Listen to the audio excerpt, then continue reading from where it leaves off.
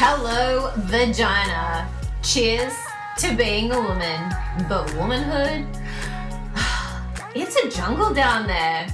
Get ready to be real, raw, and totally uncensored as we explore the depths of health, sex, motherhood, and relationships.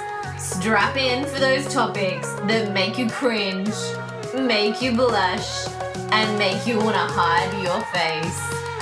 Welcome to the Hello Vagina podcast.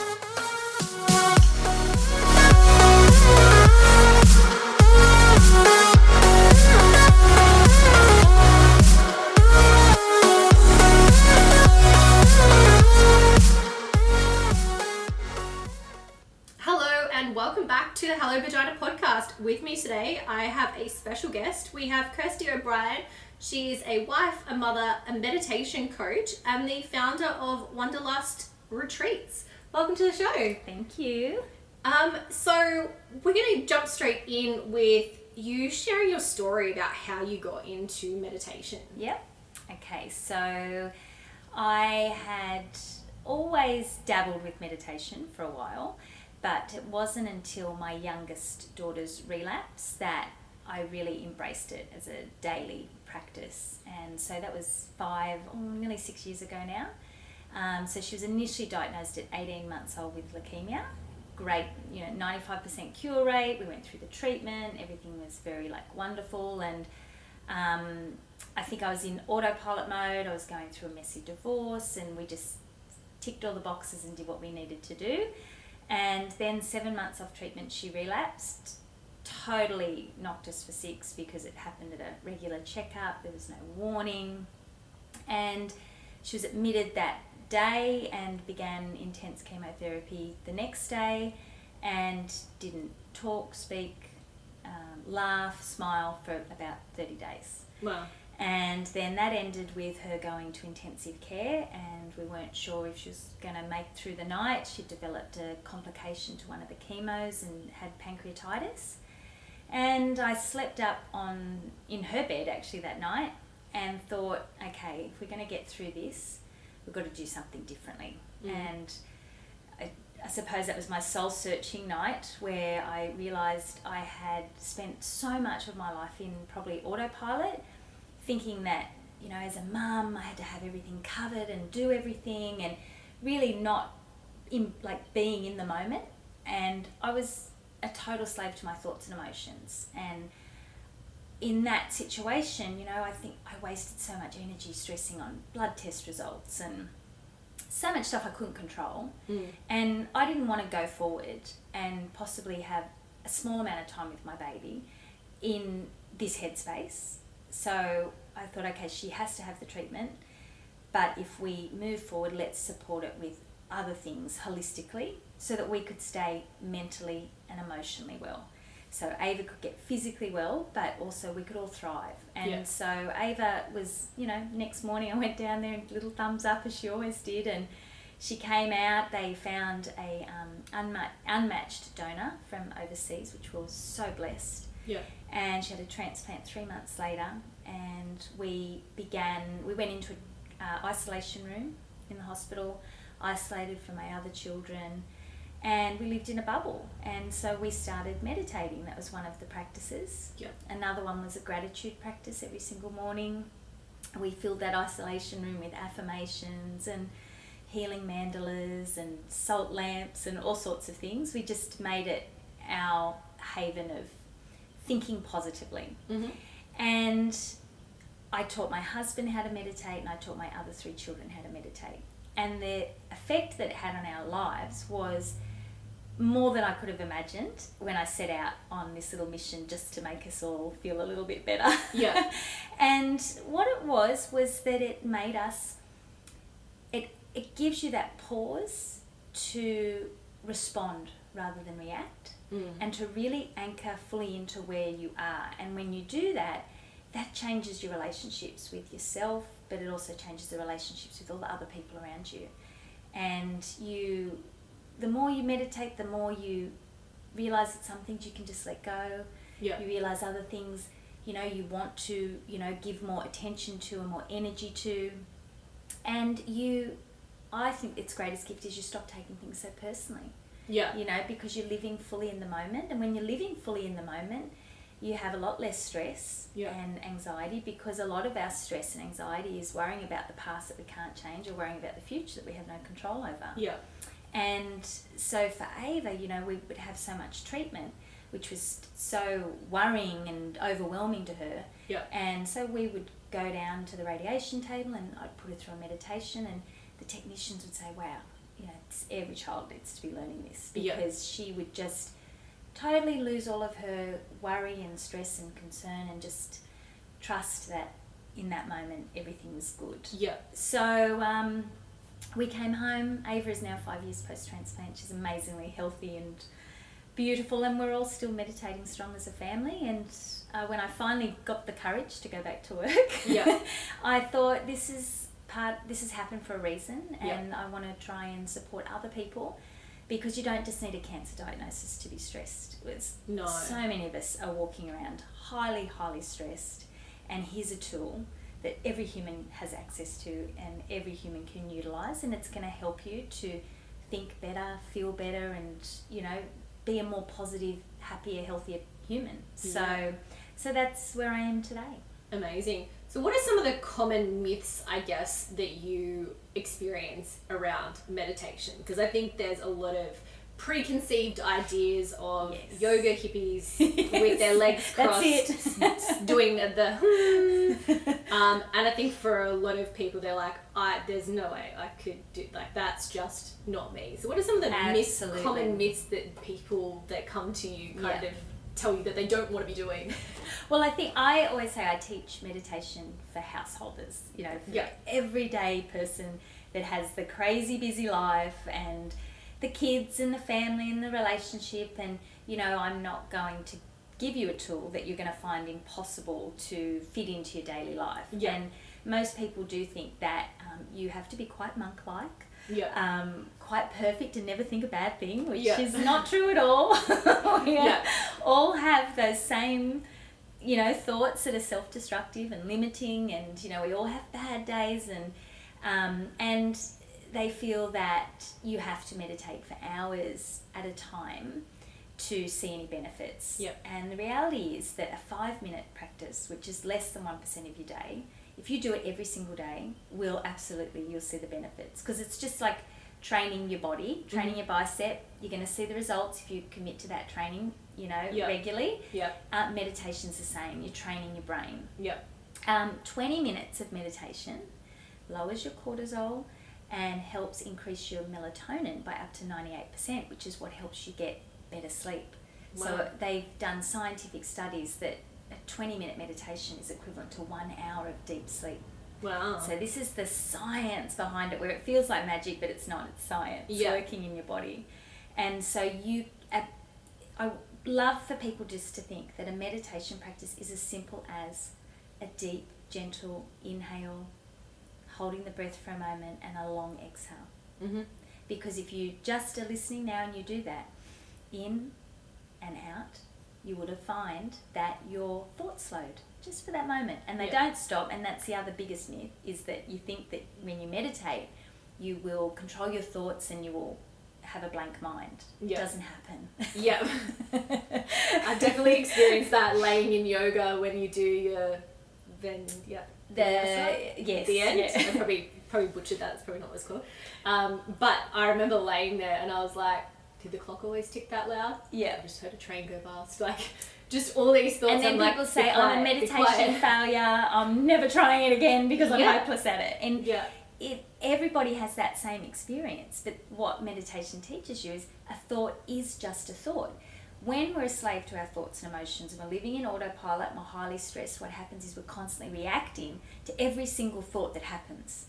And when we meditate, what happens is we actually allow that stream of thoughts to roll on by, and it empowers us to actually interrupt that monkey mind, interrupt the overthinking, and acknowledge a thought is just a thought, and I am having a thought, but I can either choose to believe in that thought or not believe in it. And we are creatures of habit. Most of the thoughts that I think today were what I thought yesterday and the Yeah. day before, and that's why we find it hard to make changes. Yeah. And so if you begin your meditation practice and you come to peace with the fact that the thoughts will not stop, but instead what you're doing is you're bringing your body out of a stressed state Yeah. into a relaxed state, where you're relaxing the mind and you're relaxing the body, and then you're empowered to actually think, okay, well, where do I want to put my energy? Yeah. What do I want to think? Because I can guarantee, I ask most people that come to me, do you remember having breakfast or making your coffee this morning? Like, truly remember it. Yeah. And most of them say no, because they're in autopilot. Yeah. From the minute they wake up.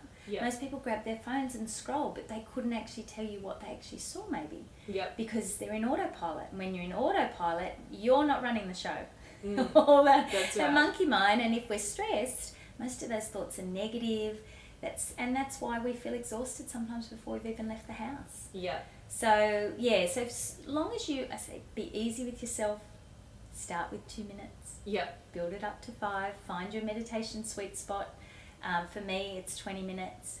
And the main thing is you want to make it a daily practice, something that you do every single day for yourself. Yeah, I think it's very interesting that you said that the thoughts don't stop, because I think that is something that a lot of people think, that all of you get that silence where you come within. I guess that's the sort of mantra that we hear, is connecting with your inner being.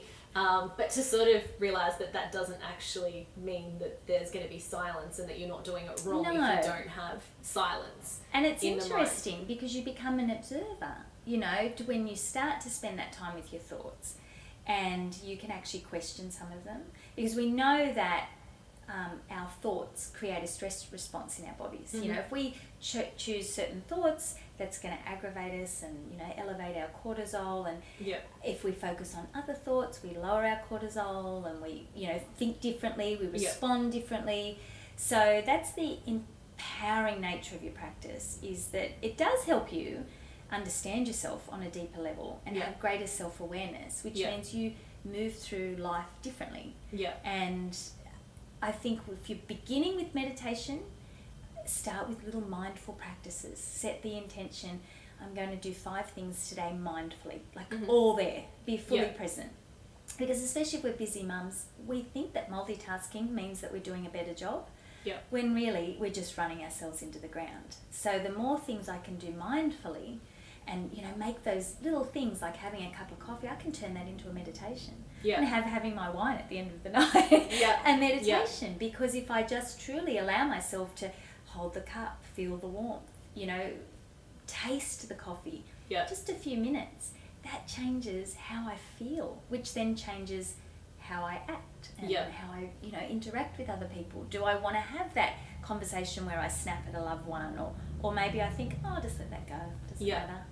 You know, I guess really connecting with your senses as well, smelling the coffee, really engaging with more of our senses, because I think we don't tend to do that. You know, how does it smell? How does it feel? And being in that moment, like you said, with the coffee, rather than rushing around trying to get sips when you can.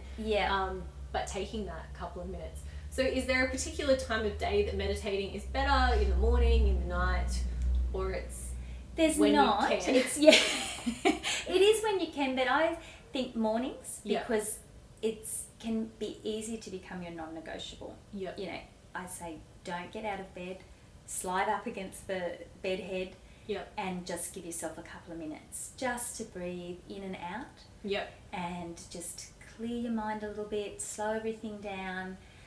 Think about how your body feels right there, you know, relax the muscles.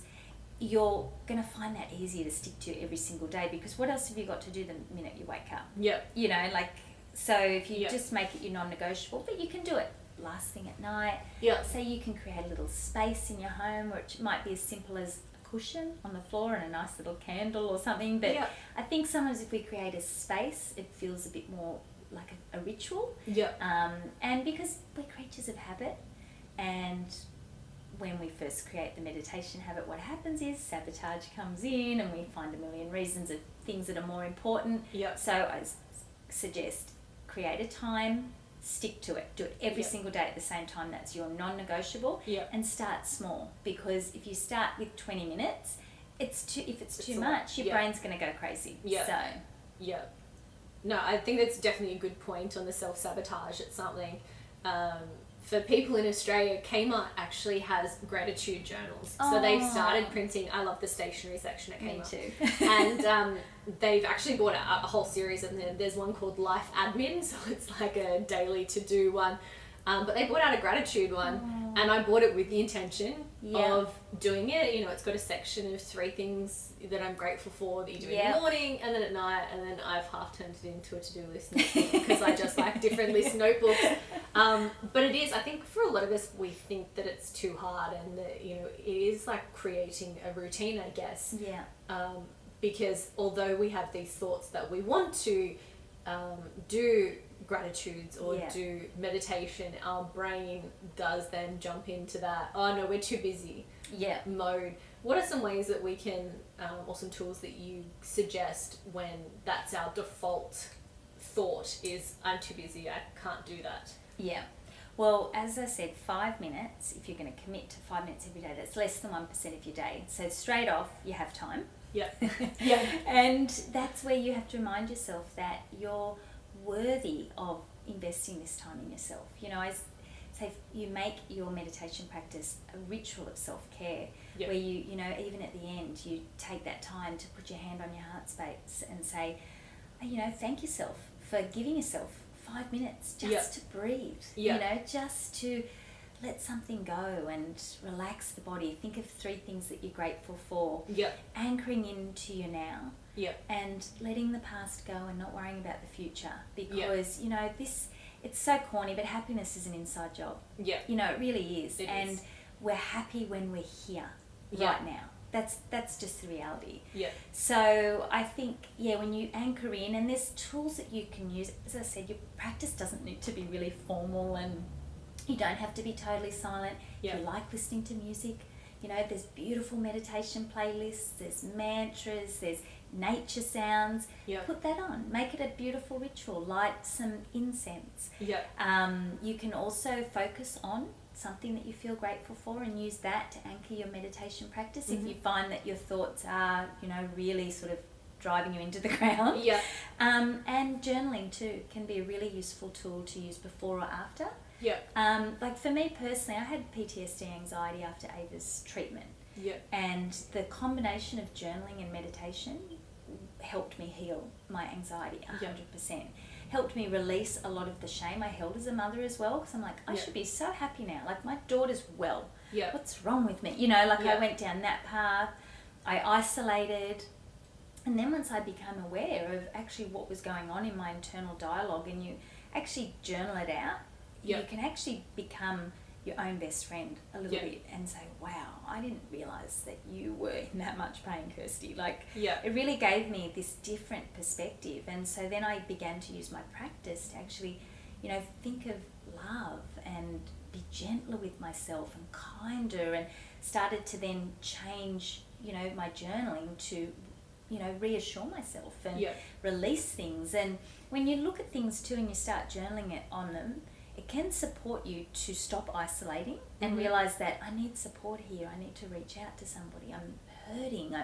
So, you know, journaling I think is a really powerful tool to use with meditation, especially initially. Getting, you know, all that, you know, brain dumping, what's in your head, releasing it. And, you know, if it's really heavy too, I sometimes say burn it. Flip the pages up and feel that lightness attached to burning it and letting it go. No, I think there are definitely some great points. For me, I suppose I didn't realise that I was doing those mindful minutes, but I find like when I go to bed at night and I can't calm my brain, and because I'm juggling so many different tasks from, you know, being a wife and looking after the house and being a business owner and juggling multiple different businesses at the same time, and there's always things like I googled camping tables last night and 3 nights ago in bed, like, because it was just in my brain. I was like, I wonder how much Kmart charges for a camping table, like just the randomness. But I've used some oils. I wouldn't say I'm someone big on oils. But to focus on the smell. So doing that breathing, like breathe in, really breathing the smell in, and breathing out, and finding that focal point to quiet the noise. And like you said, I didn't think about it in that way, but when you said that, it really does, you know, focusing on the breath and thinking about your breath, thinking about that breath in, focusing on the breath out. It's that focus of taking your mind's attention to something else. Yes, yeah. And I love oils, and they're so important. They reach that limbic part of your brain, which is really helpful if you are trying to release negative beliefs and, you know, think different, more positive thoughts. So if you can take an oil that you feel aligned to and you just put a couple of drops on your palms and rub your hands together and then cup your nose and your mouth and really breathe in, breathe out, that can be a really great anchor too. Yeah. As, you know, saying, okay, this is my response to calm down or to, you know, let this go, or to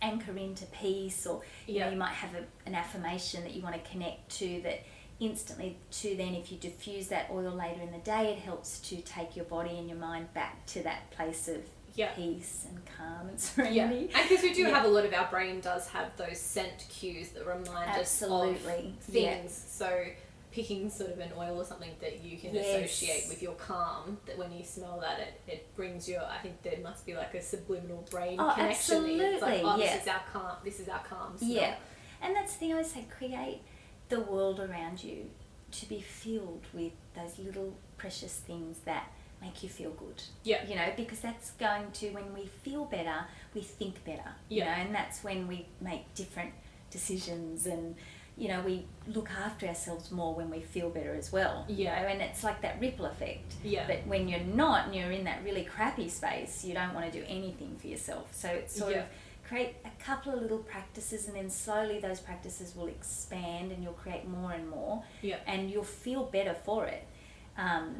But yeah, it's just leaning in. And meditation creates that space in your thoughts, like you said, where you can just slow everything down, lower the stress response, and as soon as you're meditating, you're releasing all those feel-good hormones as well. That's why we feel better for it. Yeah. And you might not notice a direct difference in your sleep, but you'll feel more rested and more energized as well. So that's another really great positive of it. Yeah, definitely. And I think those mindful minutes are a good one for mums. So when, you know, life has become crazy and you want to go lock yourself in the toilet, being able to take that deep breath, connect and slow down is definitely a great practice for when you just need to take yourself away for a couple of minutes, but to really sort of help to relax yourself and reduce those stress levels and the stress hormones that are super elevated, that have got you to that point of chaos where you need to step away.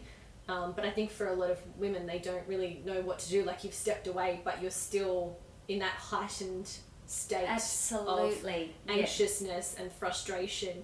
So I think that's a really good tool for them to be able to use. Because that's the thing, we have so much expectations of ourselves, and we feel like we've got to have it all handled. And when you're a mother, it's difficult. You have other people relying on you constantly, and the first thing that goes out the window is your self-care. Yeah. And we lose those little tools. And so as simple as, because, you know, it's not always easy if you've got a couple of really little kids and their sleep patterns are all over the place. Even to find that 5 minutes in the morning is not as easy as it sounds. I get it. But if we can all find the moment to anchor into our breath, and like you said, give yourself that moment. I often say, when you get in the car, when you put the seatbelt on, before you start the car, 3 deep inhales and long exhales. Yeah. And just find those moments throughout the day. When you wash your face, make it a ritual. Yeah. Where you actually just focus on washing your face and the practice of how your skin feels. And just the more we can bring ourselves into the present moment, like you said, you're going to feel it in your body. That stress response is going to lower right down, and you're going to be in that rest and recovery mode where we make better decisions, and we're communicating better, we're communicating more openly. Yeah. You know, our relationships thrive because we feel good. Yeah. And that's the main thing. Yeah, definitely. So what are some good resource tools that you found that can help? I think the biggest thing with meditation is people love a guided meditation when they're beginning, because they have something to listen to. Then they can follow along and they're not worried about the time because they know how long that goes for. And so I have a portal of lots of free meditations on my website, but you can jump on YouTube, there's apps. Yeah. You can go to Spotify and, you know, create your own little playlist. Yeah. You know, think of things too that make you feel good. Yeah. And create that as a set of anchors so that you've got those tools, you know, it's like your own little spiritual toolbox where you know when I do these things, I am a better person for it. Yeah. Just touching on guided meditation, what is a guided meditation? So all a guided meditation is talking through from start to finish. Yeah. And it is, a lot will just focus on relaxing your body, but they may focus on a different area that you know, you might want to be changing a limiting belief, because meditation is a really powerful tool because it does make changes in your brain. Mm-hmm. And so you can rewire those neural pathways in the brain with what you focus on during the meditation. So you can also focus on, you know, maybe building more self-confidence or invoking more self-love. Yeah. So they can be really great if there's a certain area that you want to work on. Yeah. Or even just, you know, a lot of people just feel that they're very highly strung and they have trouble winding down. Yeah. So you can use a guided one to just help you have a better night's sleep and relax. So there's so many. If you jump on YouTube, there are millions. Yeah. So essentially you're just following the voice to help you anchor. Yeah, just to help you relax and give your brain something to focus on. Because like I said, your thoughts don't stop. No. But if we're focusing on something, whether it's just breathing in and breathing out, or we're focusing to somebody else's voice, we're still getting the benefits of the meditation practice. Yeah. That's really interesting because I think, you know, like we said at the beginning, I think a lot of people think that you have to be sitting in silence and connecting to this silence within. And for a lot of people, anyone that's ever tried to sit down and do that, think that that's impossible. Yes. So it's really interesting to actually hear that that's not. You don't have to chant. You don't have to cross your legs. There's no meaning. I'd say the best position for meditation is sitting down as if you're going to watch Netflix. Yeah. Relaxed, comfortable. You don't need to be in a, you know, awkward. You don't need to be on the floor. You don't need to be cross-legged. Just sit comfortably. You know, this should feel good. Yeah. I think there are some really good tips for people because I think we definitely do overthink meditation and we feel like you've got to be a vegan that likes those harem pants to want to do that and say namaste all the time. And that it's not achievable for you know, mums with busy lives and things like that to do that. So there's some really good information there for them to show that that's not what it is, and it's about being more mindful, and that being mindful is a form of meditation. Absolutely. Outside of the yoga meditation, I guess, that we stereotype meditation to be. It's so true. Everyone is a meditator. Yeah. And that's the thing, it's a tool. You don't need any equipment. You don't need to join a class. Yeah. It's free. That's why it's so wonderful. It's literally something that you can access at any time without needing any financial resources. That's its beauty. Yeah. You know, so you just need yourself and your breath. Yeah. No, that's amazing. So is there anything else that you would like to share that you think would benefit our listeners around a meditation practice or starting a meditation practice? I think my biggest advice is start small. Yeah. Start with 2 minutes, slowly build it up. Our biggest way that we sabotage is with our own weight of our expectations. Yeah. Lose all that. Just start with that really deep, gentle inhale. Hold the breath in the body, long, gentle exhale. You know, really notice the air moving through your nostrils, filling the chest, and that long, gentle exhale. Do that for yourself 3 times. Repeat it as often as you can throughout the day. You're meditating. That's the start. Once you start doing that, you're going to feel how good it feels. Mm-hmm. And then you're going to probably feel more inspired to go, okay, I can give this a try for 5 minutes. Yeah. And just commit. Schedule it in. You are important. you're deserving of your time and Yeah. attention. I know we say we prioritize everything else above it. I am a much better human when I meditate. My family support my meditation practice wholly Yeah. and fully. Yeah. And I even say to my son, who's 15, I was like, you need to go and meditate. Yeah. Because, he is a better person when he meditates. Yeah. And that's the beauty of it. You're going to see a difference in how you think and feel. So make the time for it. It doesn't have to be very, very long. Yeah. It's not complicated. And just start today. Perfect. Well, thank you so much for sharing that with our listeners. I'm sure that that's broken down some stereotypes I hope that so. a lot of people have had about that and given them some ideas and some tools that they can implement into their own life. So we will pop your details across on the Hello Vagina podcast website with your website. So if anyone wants to jump across and have a look at some of those tools that you mentioned before, Fantastic. or to get in contact with you, you do online coaching in this space. So if anyone's wanting some additional help on how to get into that, they'll be able to contact you there. But thank you so much for your time today. Thanks. And we will talk to you all again soon. Have a great day. Thank you so much for joining another episode of the Hello Vagina podcast. We hope you enjoyed it. And if you have, don't forget to hit that subscribe button so that you never miss an episode and you're notified when a new episode comes out.